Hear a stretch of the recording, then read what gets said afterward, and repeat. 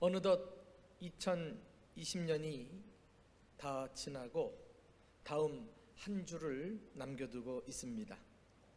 올해는 모두 아시다시피 코로나19 재앙으로 인해 우리나라뿐 아니라 전 세계가 죽음의 공포 속에 떨어야만 했습니다.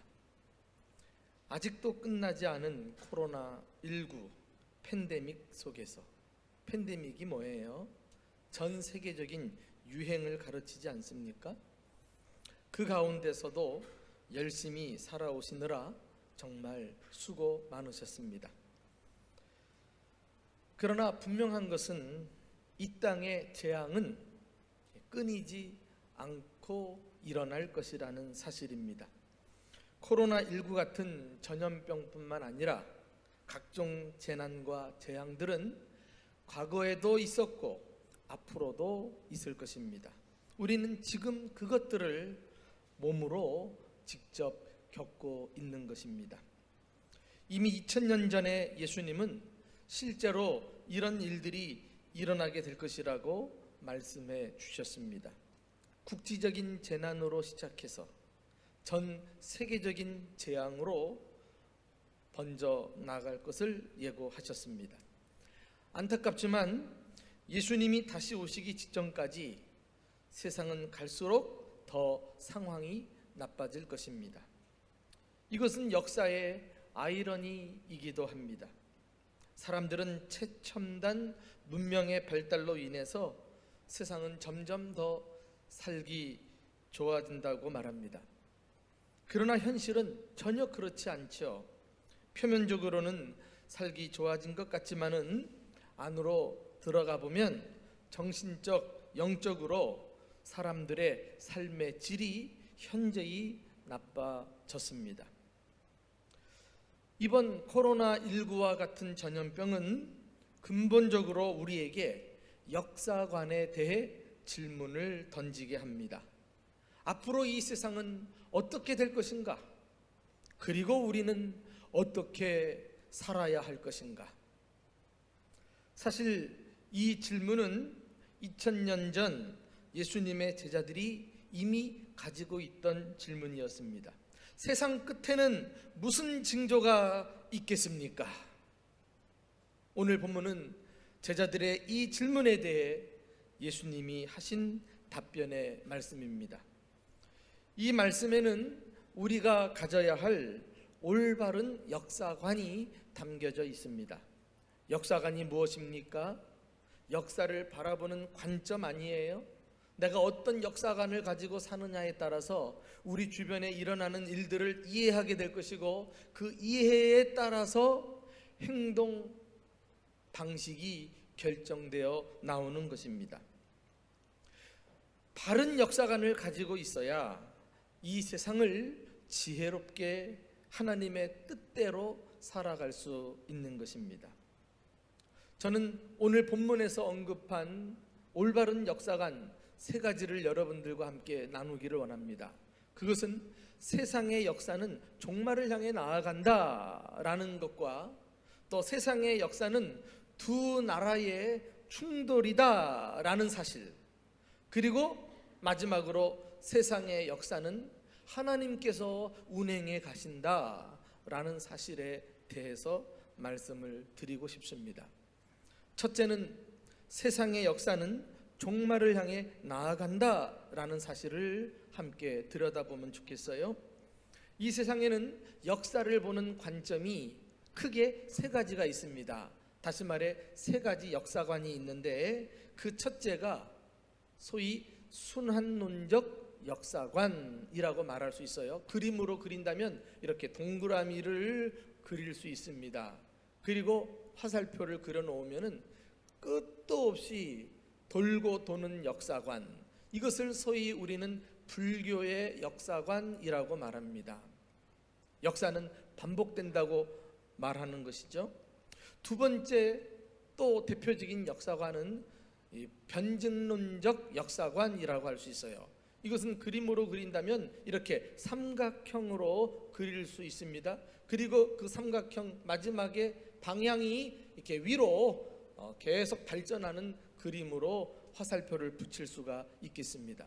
이것은 소위 유물론적인 역사관, 공산주의 역사관이라고 할 수 있는데, 이 세상은 작은 물질로부터 시작해가지고 점점 발전한다. 공산주의 원리가 무엇이에요? 노동자가 다스리는 이상주의 사회건설. 그래서 이 세상은 갈수록 좋아질 것이다, 이렇게 꿈꾸게 만드는 사상이 아닙니까? 근데 정말 세상은 계속 나은 방향으로 발전해 갈까요? 그렇지 않아요. 세 번째 우리가 주목해야 될 역사관은 바로 기독교적 역사관. 이것을 우리는 종말론적 역사관이라고 하는데, 왜냐하면 이 역사관을 그림으로 그리면 긴 직선으로 그릴 수 있죠. 그리고 끝에 화살표를 그어놓고 종말을 향해 역사가 진행되어 간다는 것입니다. 이 기독교적인 역사관은 시작이 있고 끝이 있어요. 하나님께서 천지를 창조하실 때 세상 역사가 시작이 되었죠. 그리고 쭉 진행되어 가면서 종말을 향해 치닫습니다. 그리고 딱 끝이 될 때가 올 것입니다. 그런데 이 화살표가 위로 향하는 것도 아니요, 안타깝지만 이렇게 다분히 내리막길처럼 밑으로 향해 있다는 사실을 알 수가 있어요. 사실 하나님께서 우리에게 허락하신 에덴 동산이란 이 좋은 낙원을 이 세상은 잘 사용하지 못하고 신락원으로 만들어버리죠. 불행하게 역사가 흘러가게 됩니다. 그러다가 이제 종말이 오는 것이죠. 자, 그림으로 한번 여러분들이 상상해 보니까 쉽게 이해가 되지요. 오늘 본문을 보시면은 2000년 전부터 제자들은 이미 이 역사의 종말을 기정사실화하면서 받아들이고 있었습니다. 3절 말씀 보면 주의 임하심과 세상 끝에는 무슨 징조가 있겠습니까? 다시 말해 예수님이 다시 오시는 그때가 세상의 종말이라는 것입니다. 세상이 종말을 향해 나아가는 것은 모든 신앙 선배들의 확신이었어요. 베드로전서 4장 7절 보면 사도 베드로도 말합니다. 만물의 마지막이 가까이 왔으니 그러므로 너희는 정신을 차리고 근신하여 기도하라. 2000년 전부터 종말을 인식하고 살았다니까요. 만물의 마지막이 가까이 왔대요. 이 가까이 왔다는 것은 코앞까지 다다른 상황을 묘사하는 단어인데 2000년이 지난 지금은 아마 종말은 더 가까이 왔겠죠. 심지어 성경의 마지막 책인 요한계시록을 보아도 예수님의 재림을 천명하고 마치는 것을 볼 수가 있습니다. 요한계시록 마지막 장 마지막 절, 요한계시록 22장 20절 21절을 우리 한번 다 같이 읽어보실까요? 성경이 어떻게 끝을 맺고 있는가? 자, 시작.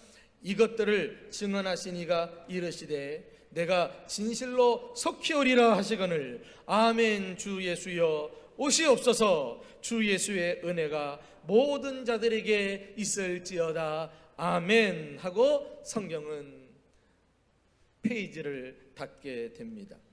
주의 은혜가 누구에게 있습니까? 모든 자라고 하지만은 사실은 예수님의 재림을 소망하면서 역사의 종말을 우리가 준비하면서 하루하루 성실하게 믿음으로 사는 사람, 그런 사람에게 주의 은혜가 풍성하게 임할 줄로 믿습니다. 여러분, 바른 역사관을 가진 사람은 종말론적인 삶을 사는 사람이에요. 세상의 역사는 종말을 향해 내리치닫는 것을 깨닫고 살아있을 때 예수님이 다시 오시는 그날을 소망하면서 내게 주어진 직분과 사명에 충성하는 것입니다. 주님 다시 오시고 세상이 종말이 되면 그 이후에 바로 심판이 펼쳐질 텐데 주님이 우리가 행한 일을 따라 심판하실 때 착하고 충성된 종아, 칭찬받고 인정받고 상급받는 저와 여러분 될 수 있기를 주님의 이름으로 축원합니다. 오늘 본문의 결론도 무엇이에요? 이 마태복음 24장은 종말론에 대한 예수님의 가르침인데 42절 말씀 보니까 결국은 우리에게 이렇게 교훈하고 있어요.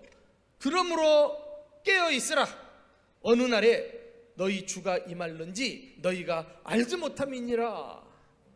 그러므로 깨어 있으라. 한번 따라해 볼까요? 시작. 그러므로 깨어 있으라. 깨어 있다는 게 뭐예요? 원어에 의하면은 보초가 정신을 차리고 졸지 않고 지키는 것을 말합니다. 예수님 재림이 언제일지 모르니까, 세상 종말이 언제 끝날지 모르니까 안일하게 게으르게 생활하다가는 중요한 기회를 놓쳐버리는 거예요. 그러면서 내게 주신 사명을 충성스럽게 감당하는 모습, 이것이 깨어있는 모습 아닙니까? 주님이 다시 오셔서 우리가 충성된 종인지 악하고 게으른 종인지 결산하실 때 지혜로운 종말론적인 삶을 사는 가운데 주님께 칭찬받는 저와 여러분 될 수 있기를 예수님의 이름으로 축원합니다. 두 번째, 세상의 역사는 두 나라의 갈등을 보여준다는 사실을 알 필요가 있습니다. 세상에는 수천 수만 가지 일들이 일어나지요. 우리는 이 모든 일들을 다 신경 쓸 수도 없고 이해할 수도 없습니다. 그러나 이 세상 일들을 크게 두 가지 범주로 구분할 수는 있어요. 이것들은 육의 눈으로는 보이지 않지만은 영의 눈, 영적인 안목을 가지면 환히 들여다 볼 수 있는 것들입니다. 그 첫 번째가 사탄의 나라에서 행해지는 역사라고 할 수 있어요.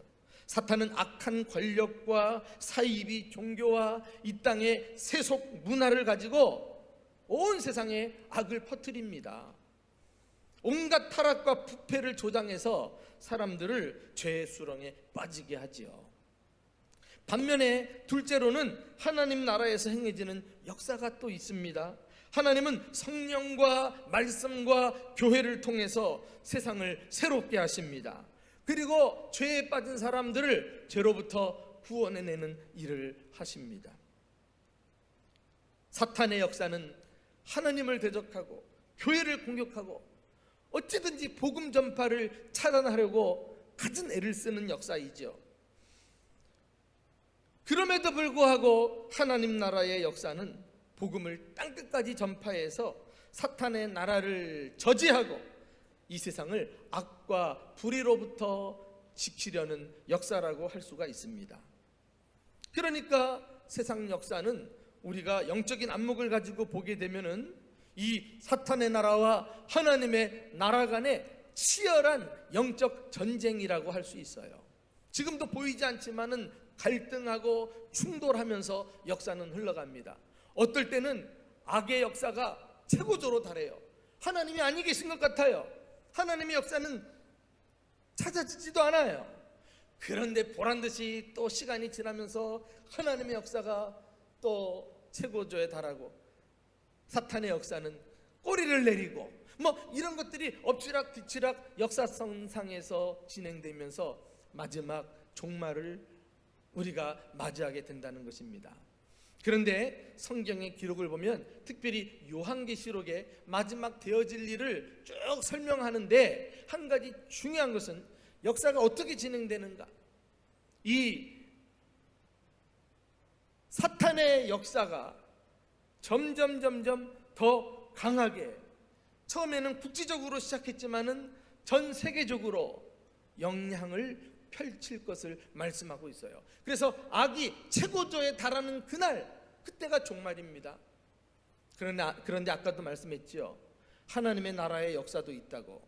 먼 옛날 예루살렘에서부터 시작된 복음의 역사가 사마리아와 온 유대와 점점 퍼지더니 땅끝까지 이르러가지고 전 세계 모든 민족에게 증거되는 그 순간, 그때도 바로 예수님이 재림하심으로 세상이 종말을 고하게 되는 때인 줄 믿으시기 바랍니다. 참 재밌어요. 이렇게 세상 역사는 엎치락 뒤치락 두 나라 간의 치열한 영적 전쟁을 전개하면서 종말까지 오게 되다가 마지막 주님이 오셔서 이 모든 문제를 다 해결하십니다. 악은 심판하시고 하나님의 교회와 주님의 백성들을 구원하사 천국에 이끄실 것을 믿으시기를 축원합니다. 오늘 본문에 보면은요, 이런 역사가 진행되는 동안에 이 두 가지 역사가 일어날 것을 예수님도 분명하게 언급하고 있어요. 그것이 무엇입니까? 첫째가 이단이 출현하는 거예요. 이단이. 4절 말씀 한번 보세요. 예수께서 대답하여 이르시되 너희가 사람의 미혹을 받지 않도록 주의하라. 많은 사람이 내 이름으로 와서 이르되 나는 그리스도라 하여 많은 사람을 미혹하리라. 이거 사탄의 역사죠. 많은 영적 사기꾼이 나타나가지고 사람들을 속일 것이라고 말합니다. 예수의 이름을 빙자하거나 심지어 자신을 그리스도로 하고까지도 말할 정도이니까요. 얼마나 그 수단이 강교한지, 미혹을 받지 않도록 주의하라. 예수님이 미리 우리에게 경각심을 갖게 해주십니다.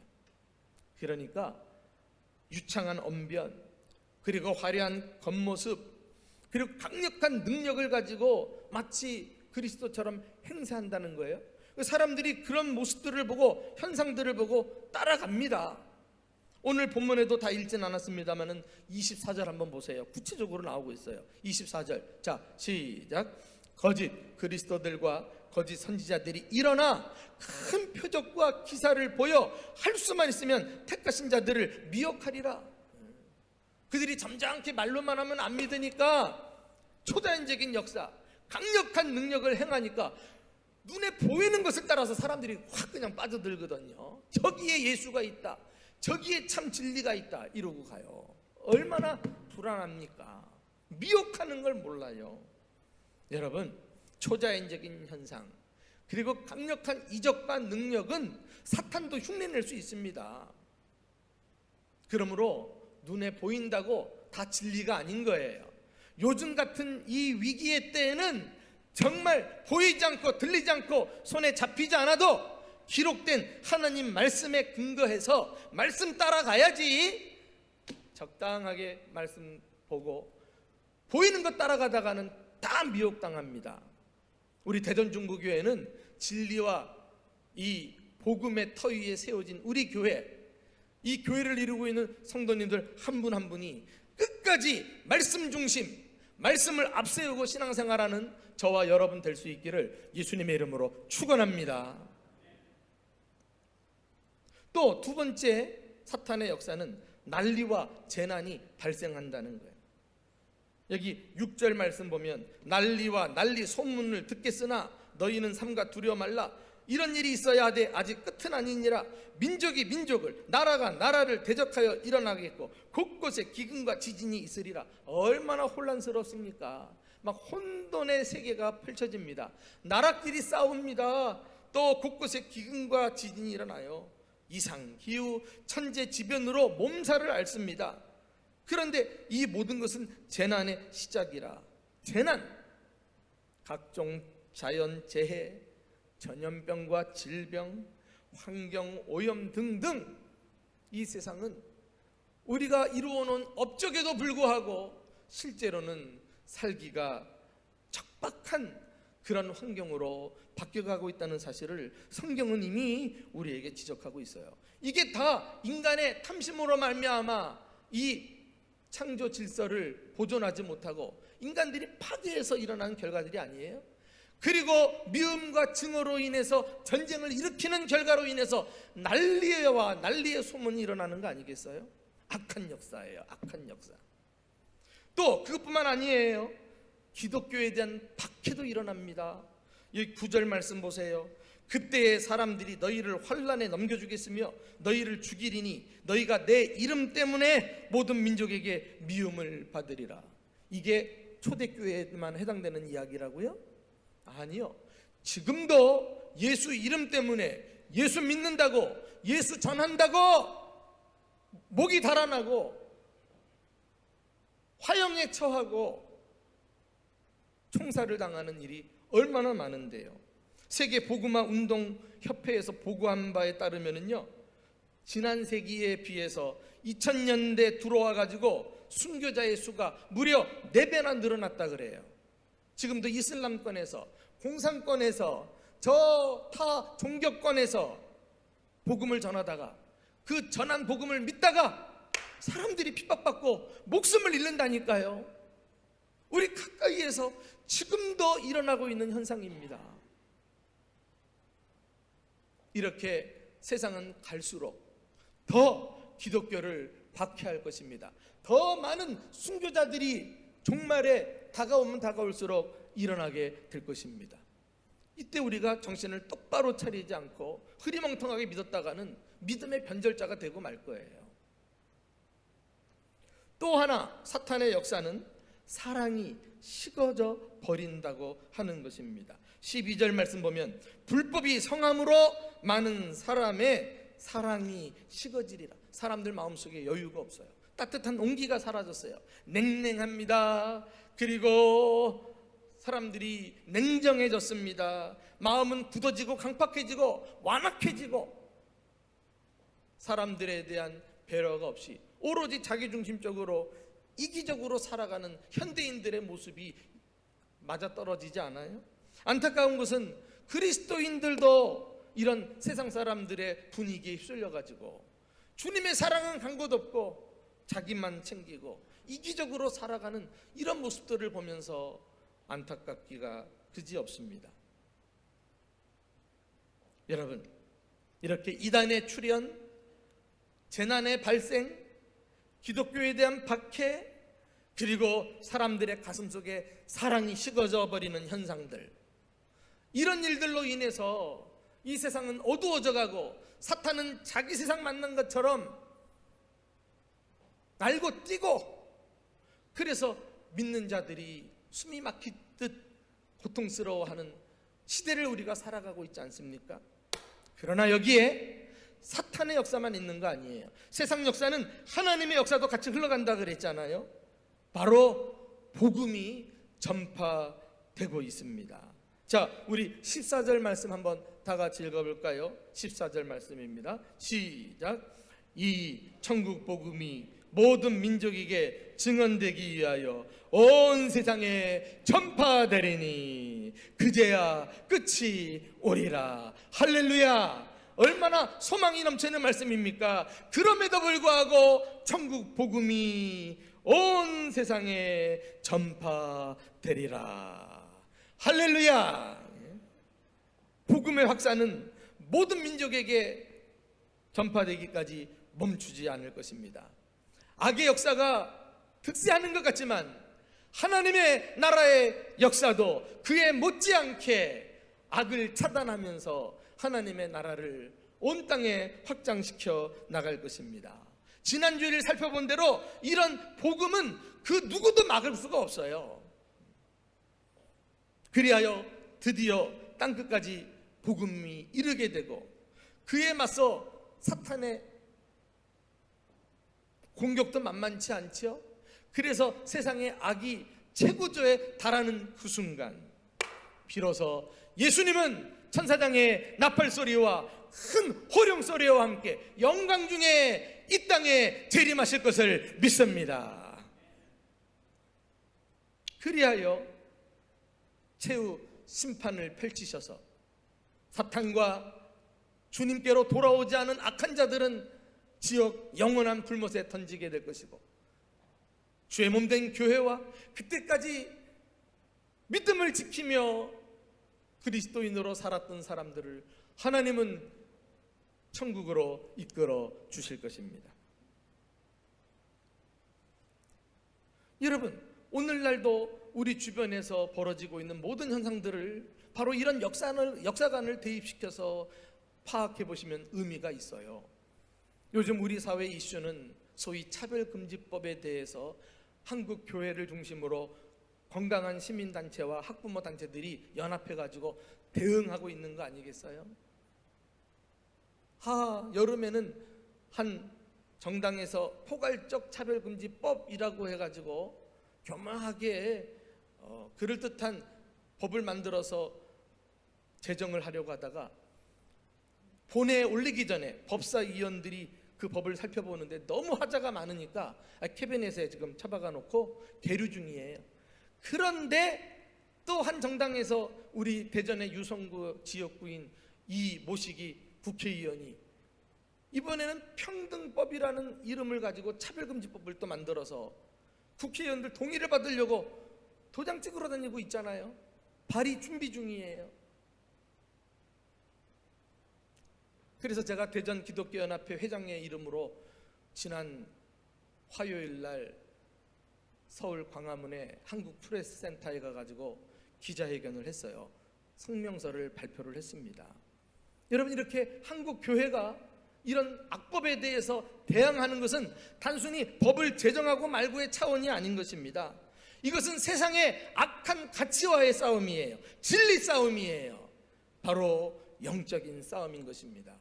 사탄은 이 법을 교묘하게 위장해가지고 좋은 말로 꾸며서 마치 차별 없는 세상을 만들고자 하지만은 그 안에는요, 동성애를 옹호하고 그릇된 성문화를 조장해가지고 우리 사회를 문란하게 만들고, 그리고 가정의 전통적인 구조를 다 깨트려버려요. 이제 남자와 여자가 혼인하는 것이 아니라 단순히 인격과 인격이 결혼한다는 걸로 자꾸 결혼의 개념을 바꿔버리려고 그래요. 그래서 남자와 남자, 여자와 여자가 이루는 가정을 가능하게 법으로 보장한다는 거 아니에요. 이런 법이 시행될 때 얼마나 우리 사회가 문란해지고 가정의 구조는 깨지고, 특별히 우리 다음 세대 자녀들이 얼마나 성 정체성이 혼란을 겪으면서 어려움을 겪겠어요. 이걸 올바른 가치관과 성경적 기준을 가지고 있는 교회들이 가만히 있습니까? 사탄의 역사인 줄 뻔히 아는데. 그러니 우리 사회를 지키고 가정을 지키고 다음 세대를 보존하기 위해서 이렇게 추운 날씨에도 1인 시위를 하고 교회들이 나서는 거예요. 그래도 한국 교회예요. 그래도 한국 교회가 이 땅의 소망이더라고요. 이것은 올바른 역사관을 가지고 보니까 이건 잘못됐다. 이 사탄의 역사를 우리가 막지 않으면 크게 피해를 보겠다 하는 위기감을 느끼고 이 일에 뛰어들고 있는 것입니다. 앞으로도 사탄은 어떻게 또 자신의 정체를 드러내면서 자기 뜻을 펼치려고 할지 몰라요.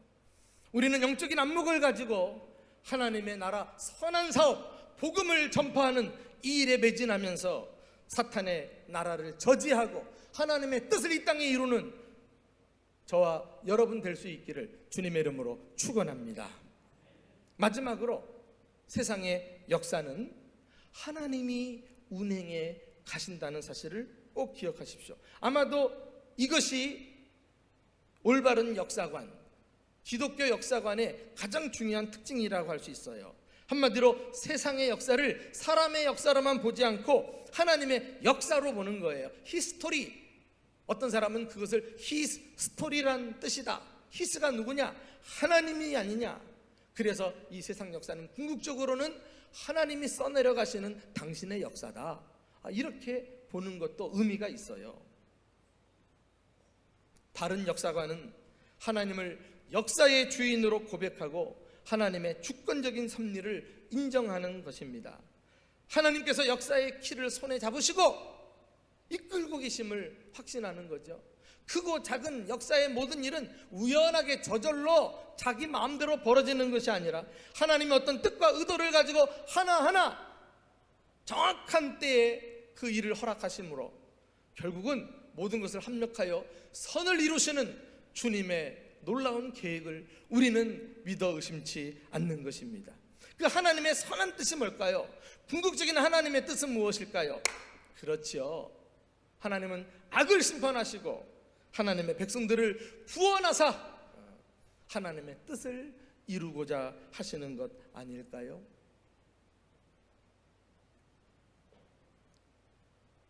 이런 기독교 역사관, 성경에서 말하는 바른 역사관은 그리하여 하나님 중심의 역사관, 신본주의 역사관, 아니면 하나님 주권적인 역사관이라고도 이름을 붙이고 있습니다. 우리는 역사의 핸들을 하나님이 쥐고 계신다, 이 사실을 믿는 사람들이에요. 이걸 놓치면 안 돼요.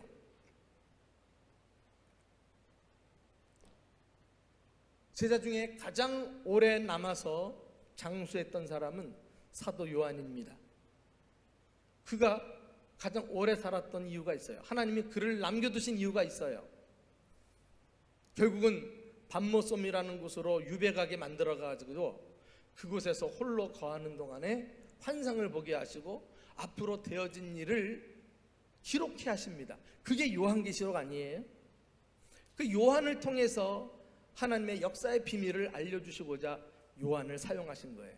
근데 요한 당시에 그가 밤모섬으로 유배를 당할 만큼 기독교가 핍박을 받았습니다.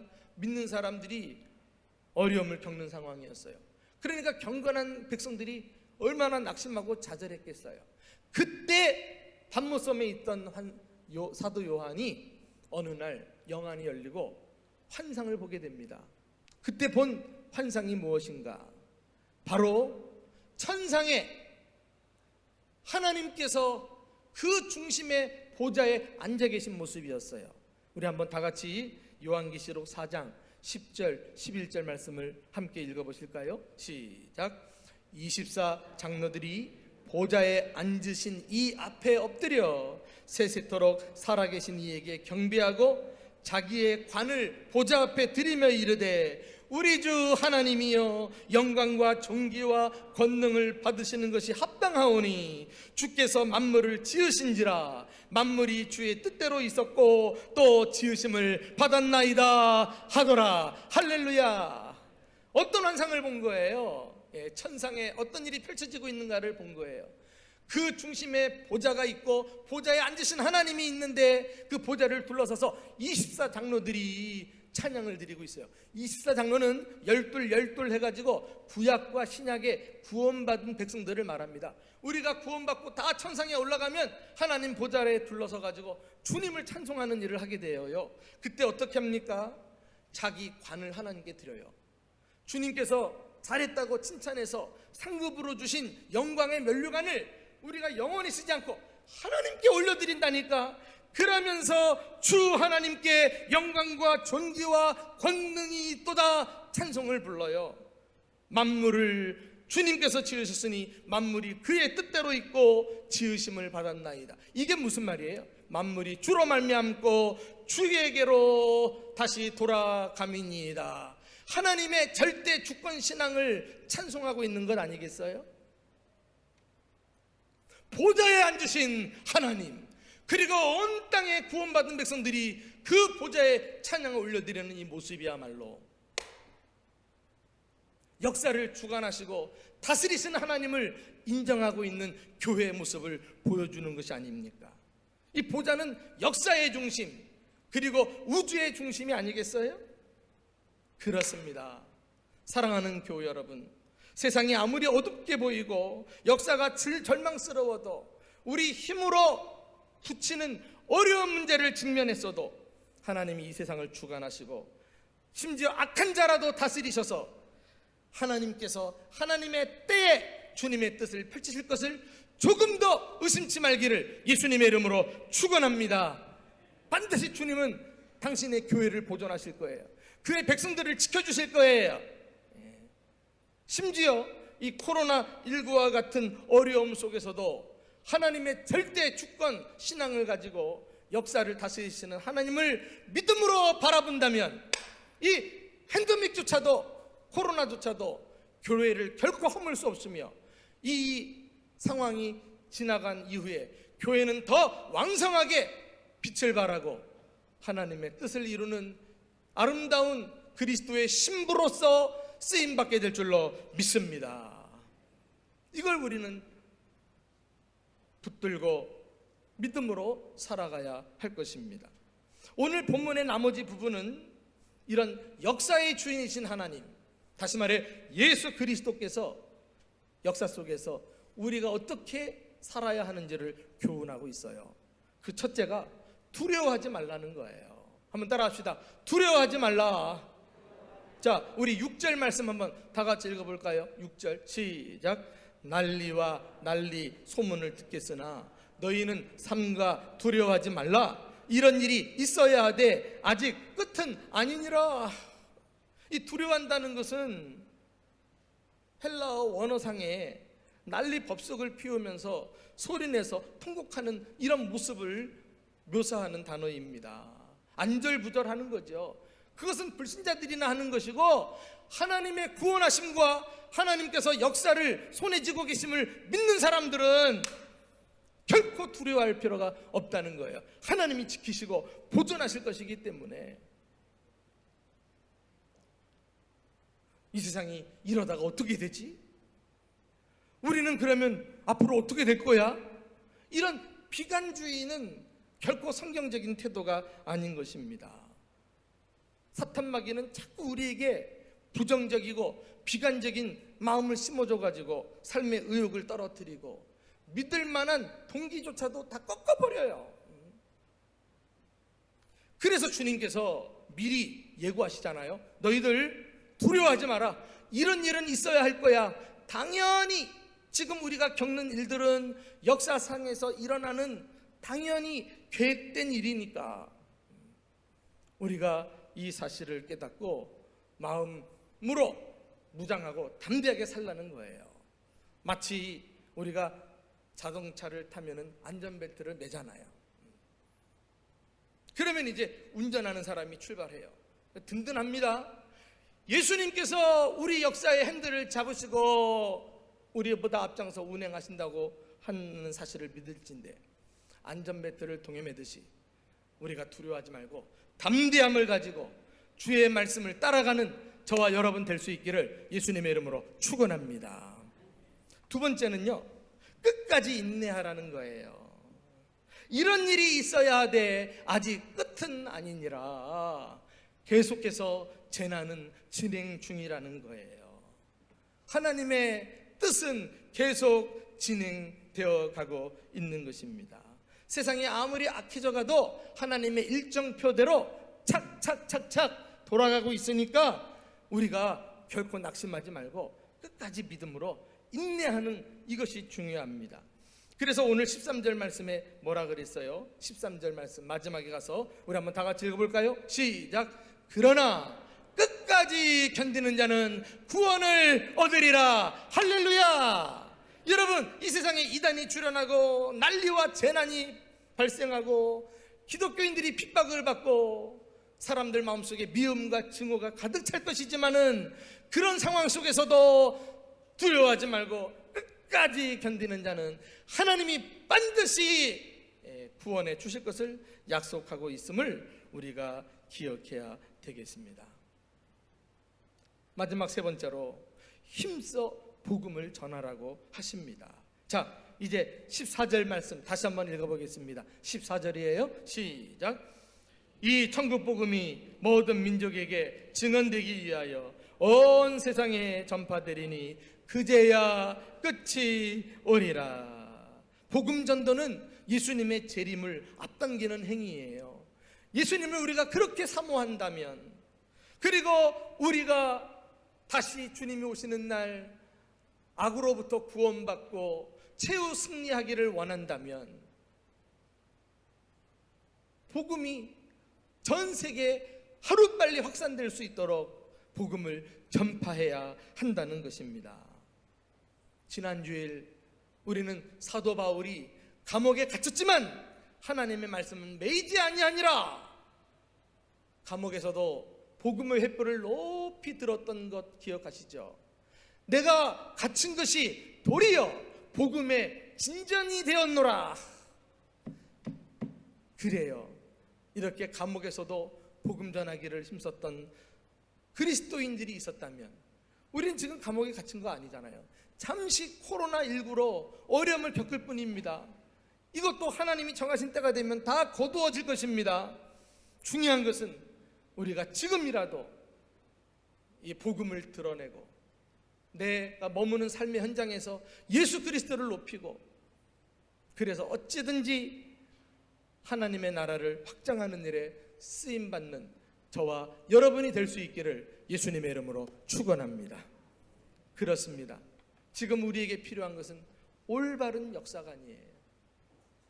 성경에서 말씀하는 기독교 역사관을 가지고 우리는 두려워하지도 말고 조급해하지도 말고 인내하면서 내 삶의 자리에서 힘써 복음을 전합시다.